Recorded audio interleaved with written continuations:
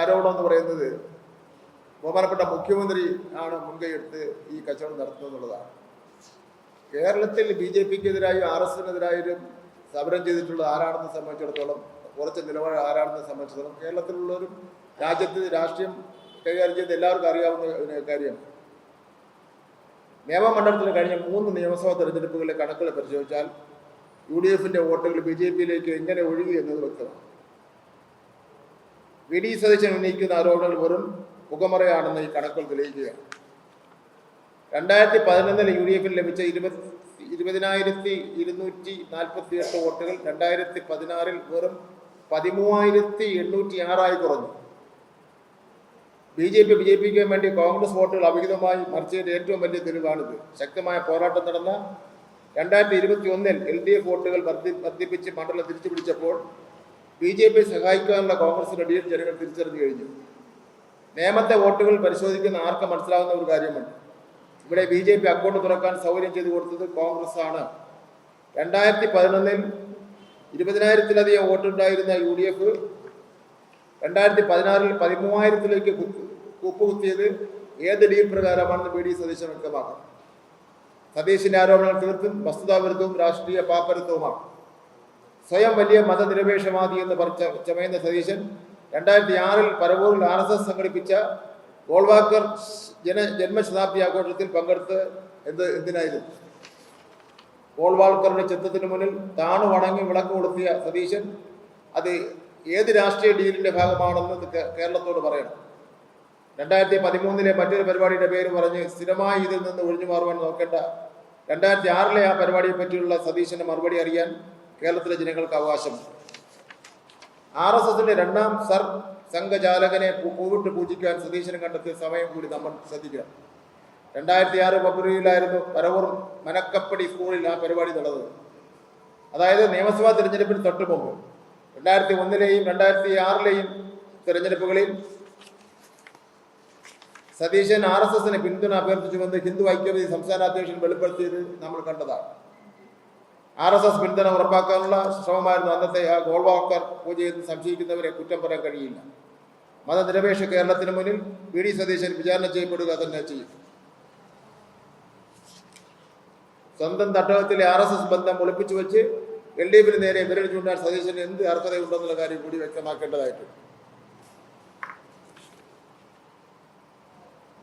ശ്രീ രാജീവ് ചന്ദ്രശേഖരൻ തെരഞ്ഞെടുപ്പിൽ കേന്ദ്ര സർക്കാർ സംവിധാനങ്ങളെ ദുരുപയോഗം ചെയ്യുകയാണ്. രാജ്യം ഇന്നുവരെ കണ്ടിട്ടില്ലാത്ത അങ്ങേയറ്റം ജനാധിപത്യ വിരുദ്ധമായ പ്രവർത്തനങ്ങളാണ് BJP തെരഞ്ഞെടുപ്പിൽ നടത്തിക്കൊണ്ടിരിക്കുന്നത്.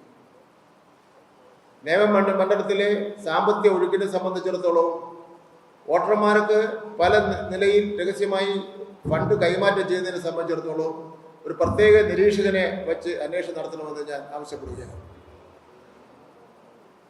കേന്ദ്ര സർക്കാർ ജീവനക്കാരെ BJPയുടെ സംസ്ഥാന കമ്മിറ്റി ഓഫീസിലേക്ക് വിളിച്ചു വരുത്തി BJPയുടെ തെരഞ്ഞെടുപ്പ് ജോലി ചെയ്യുവാൻ നിർബന്ധിക്കുകയാണ്. ഇത് കേട്ടുകേൾവിയില്ലാത്ത സംഭവമാണ്. ഇതിന് വഴങ്ങാത്ത ഉദ്യോഗസ്ഥന്മാരെ ആസാമിലത്തേക്ക് അടക്കം സ്ഥലം മാറ്റുമെന്ന് പറഞ്ഞ് ഭീഷണിപ്പെടുത്തുകയാണ്.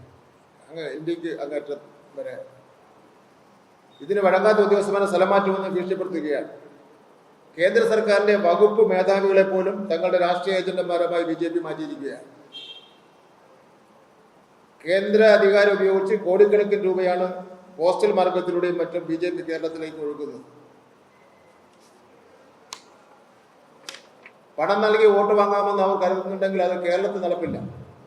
വികസനത്തെയോ രാഷ്ട്രീയത്തെയോ കുറിച്ച് സംസാരിക്കാൻ BJPക്ക് കേൾപ്പില്ല. അതുകൊണ്ടാണ് അവർ രാഷ്ട്രീയത്തിന് പകരം ജാതിയും മതവും പറഞ്ഞ് വോട്ട് പിടിക്കുന്നത്.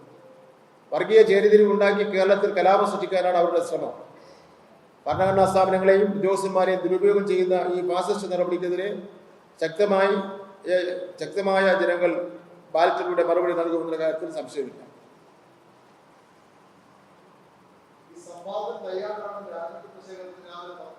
എന്നവർ ഡേറ്റ് ചെയ്യും. ഞാൻ ഡേറ്റ് ചെയ്യാം.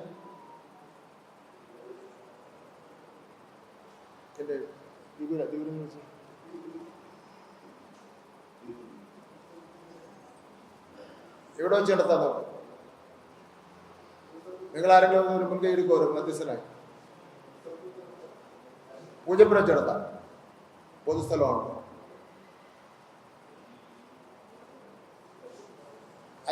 അദ്ദേഹം ഞാൻ പറയുന്നത്, ഞാനൊരു ഡേറ്റ് പറയാം.